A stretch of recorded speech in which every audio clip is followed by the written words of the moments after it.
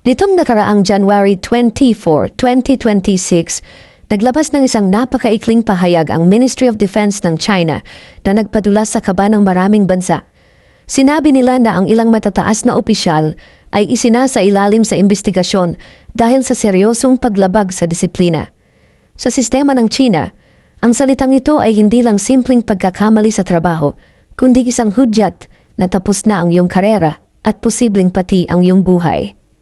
Dalawa sa pinakamalaking pangalan na kasama sa listahang ito ay sina General Zhang Yuxia at General Liu Zhenli. Para maintindihan niyo ang bigat nito, ang mga taong ito ang utak at kamay ng buong militar ng China, kaya ang pagkawala nila ay parang pagtanggal ng makina sa isang tumatakbong sasakyan. Si General Zhang Yuxia ay hindi lang basta sundalo dahil siya ang itinuturing na pinakamalapit na kaibigan at kanang kamay ni Xi Jinping.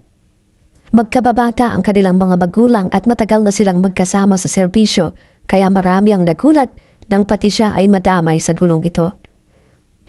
Sa kabilang banda, si General Liu Zhenli naman ang eksperto sa logistics at ang tanging opisyal na may totoong karanasan sa pakikipaglaban sa giyera.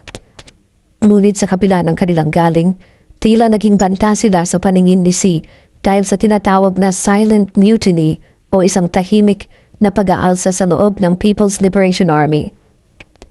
May mga ulat na nagsasabing nagsimula ng mag-alinlangan ang mga general na ito sa mga agresibong plano ni Xi Jinping, lalo na pagdating sa usapin ng Taiwan. Bilang mga veterano, alam nila ang totoong kakayahan ng kanilang hukbo at alam nilang hindi pa handa ang kanilang mga sundalo para sa isang malaking konfrontasyon. Ngunit para sa isang leader na ayaw nakakarinig ng pagtutol, ang katotohanan ay itinuturing na pagtataksil. Dahil dito, halos 2/3 ng buong pamunuan ng militar ang tinanggal o ipinakulong para masigurado na walang sino man ang pwedeng humamon sa kapangyarihan ng presidente. Ang malaking tanong ng marami ngayon ay kung ano ba talaga ang natuklasan ni Xi Jinping sa loob ng kanilang rocket force na nagtulak sa kanya para ubusin ang sarili niyang mga general? Ang rocket force ang unit na may hawak ng kanilang mga nuclear missiles, ang itinuturing na pinakabalakas na alas ng China laban sa anumang bansa sa mundo. Noong huling bahagi ng taong 2025, lumabas ang isang napakabigat na ulat mula sa US Intelligence na kinumpirma rin ng mga seryosong leaks mula sa loob mismo ng Beijing. Nadiskubre ni Xi Jinping na ang bilyon-bilyong dolyar na ibinigay niya para sa modernisasyon ng militar ay kinurakot lang pala ng kanyang mga general. At hindi lang ito simpleng kupit dahil sa mga isinagawang inspeksyon, lalong nabaon sa kahihiyan ng kanilang gobyerno. Natuklasan ng mga inspektor na ang mga missile silo o yung malalaking imbakan ng missile sa ilalim ng lupa ay hindi man lang mabuksan ng mga pinto dahil sa maling disenyo at talamak na korupsyon sa materyales. Pero heto ang mas malala at talagang nakakagulat dahil maraming missiles ang nadiskubre na sa halip na fuel o gasolina ang laman ng mga tangke para makalipad ay tubig pala ang inilagay. Isipin niyo ang laki ng panlolokong ito habang nagyayabang ang Beijing sa buong mundo na kaya nilang burahin ang anumang kalaban gamit ang kanilang teknolohiya. Ang totoo pala ay hindi man lang makakaalis sa imbakan ng kanilang mga armas dahil tubig lang ang laman ng mga ito. Bakit ito nangyari?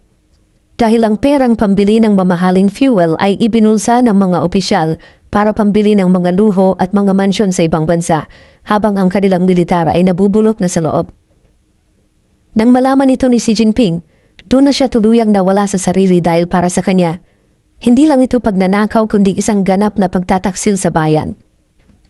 Inilagay ng mga general na ito ang buhay ni Xi at ang reputasyon ng buong China sa isang malaking panganib. Mahirap makipagnegosasyon o manakot ng ibang bansa kung ang iyong alas ay isa palang malaking biro na puno ng tubig. Ito ang naging hudyat ng paglilinis na hindi pa nakikita sa kasaysayan ng bansa sa loob ng maraming dekada. Dito natin makikita ang malubhang sakit ng kanilang sistema dahil sa China, ang tanging mahalaga para sa mga opisyal ay ang magbigay ng magandang balita sa taas kahit hindi ito totoo. Kapag ang isang general ay naglakas loob na magulat na may problema ang mga kagamitan, Hindi siya pasasalamatan kundi parurusahan dahil pinapahiya niya ang imahe ng gobyerno. Kaya ang ginagawa ng lahat ay magsinungaling at gumawa ng mga peking reports para lang hindi mapagalitan.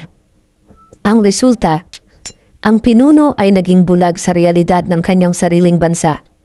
At akala niya ay siya na ang pinakamalakas sa mundo. Pero ang totoo, ang kanyang militar ay parang tigre na gawa lang sa papel na madaling gumuho sa isang mitya. Ang trahedyang ito ay lalong naging malinaw nang makita ni Xi ang kinahinatnan ng Russia sa kanilang giyera, kung saan napahiya rin ang kanilang mga leader dahil sa pagsisinungaling ng mga general tungkol sa kanilang mga tangke at supply. Ngayon, bakit ba ito mahalaga sa ating mga Pilipino? At bakit kailangan nating bantayan ang gulo sa loob ng bakuran ng China? May dalawang pwedeng mangyari. Pwedeng humina ang kanilang pag-angkin sa ating karagatan dahil abala sila sa pag-aaway sa loob. O kaya naman, ay gumawa sila ng mas malaking gulo sa labas para lang maiba ang usapan at makalimutan ng mga tao ang korupsyon sa kanilang militar. Kung ang kanilang mga missiles ay tubig lang ang laman, ano pa kaya ang kalagayan ng kanilang mga barkong pandigma na nakatambay sa ating mga isla? Ang kaguluhang ito ay isang babala na ang lakas na ipinapakita nila sa labas ay baka isang malaking pagpapanggap lang pala, habang ang kanilang pundasyon ay unti-unti nang kinakain ng anay mula sa loob. Silent mutiny na ito ang itinuturing na pinakamadelikadong uri ng pag-aalsa dahil hindi mo ito nakikita sa ibabaw. Ang mga general ay sasaludo pa rin kay Xi Jinping at ang mga sundalo ay sisigaw pa rin ng kanyang pangalan. Pero sa oras na kailangan na niyang lumaban para sa kanyang buhay, baka wala na siyang makitang sino man sa kanyang tabi. Ang katapatan na binili gamit ang takot ay mabilis na naglalaho kapag humarap na sa totoong panganib. Ito na ngayon ang pinakamalaking bangungot ng China. Ang malaman na ang kanilang bilyon-bilyong dolyar na militar ay isa palang malaking ilusyon na gawa sa usok at salamin. Sa kasalukuyan, patuloy pa rin ang mga pag-aresto sa Beijing at bawat linggo ay may mga bagong balita ng mga opisyal na bigla na lang nawawala. Maging ang kanilang Minister of Defense na si Li Shangfu ay hindi nakaligtas sa bangis ng paglilinis na ito. Isipin nyo, pati ang mismong mukha ng kanilang depensa sa buong mundo ay dinampot at ikinulong ng walang anumang paliwanag.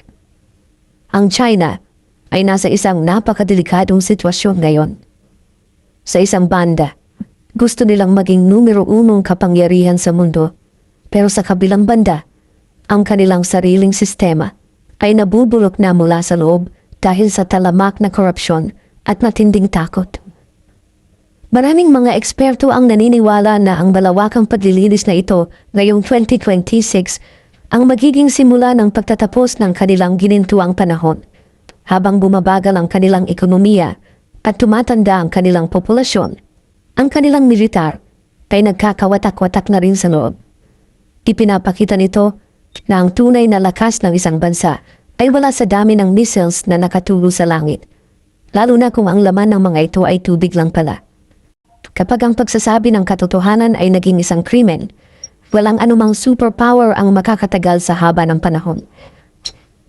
Ang China ay mukhang matatag at nakakatakot mula sa malayo, pero sa malapit, ito ay isang bahay na gawa sa baraha na pilit lang pinagdidikit ng takot at kasinungalingan.